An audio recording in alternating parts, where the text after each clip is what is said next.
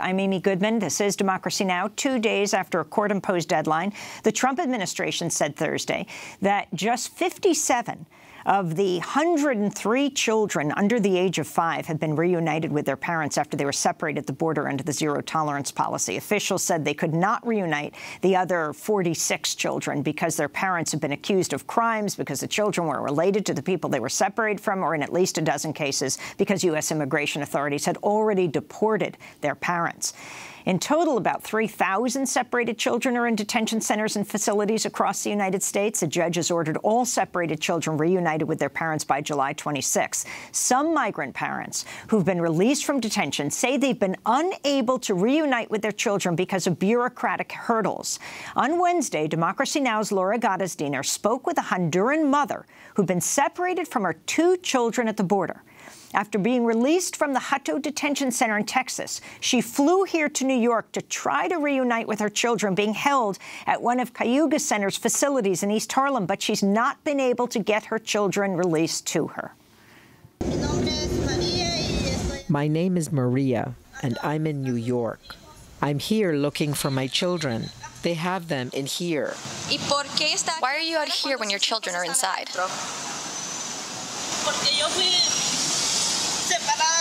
Because I was separated from them.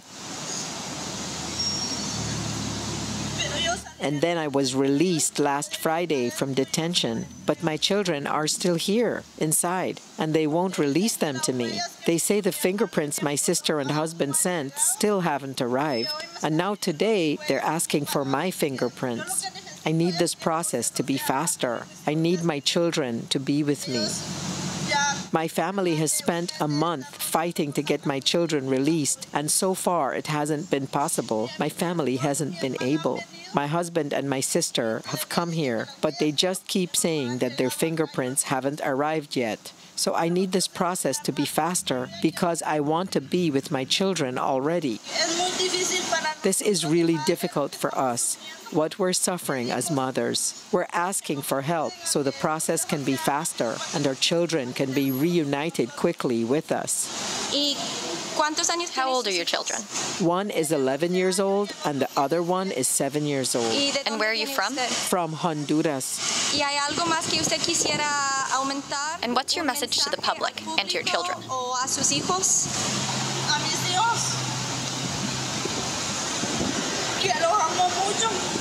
To my children, I love them so much, and I'm suffering so much for them. And to the public that's been fighting for us, I want to say thank you, and I hope you keep supporting us so our families can be together soon, because this is really difficult for us. We came to this country looking for protection, and look how we've ended up. They've taken our children from us. This is so difficult. As a mother, I've been so hurt by what they've done to me, all because I left my country, fleeing from the gangs. I sold my house to protect my children, and now, here, they've separated me from them. It's so hard living through this. All I'm asking for is your compassion. And to the President, give me my children back as soon as possible. That is what I need the most. That's Maria, a Honduran mother who has not been able to reunite with her 2 children, 7 and 11, who were separated from her at the border.